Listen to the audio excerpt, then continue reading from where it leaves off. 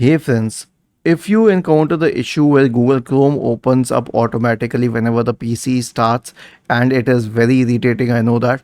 If you want to disable this, then please watch this video, and this is the only video you need. Do not go with resolutions mentioned on other websites which say disable the fast or tab option and all. That doesn't matter. If Google Chrome has to open, it will open from the startup option only. So search for Task Manager and open the Task Manager window.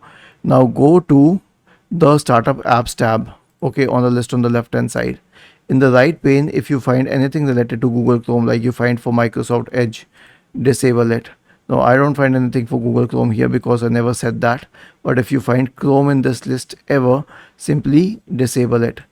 The second thing is a clean boot, because why does Chrome launch on startup? It launches on startup because many third-party programs want it to launch on startup. So you may, if you know which program it is, then you can disable it from that option. But if you do not know, then it's very simple. Search for system configuration in the Windows search bar and open system configuration.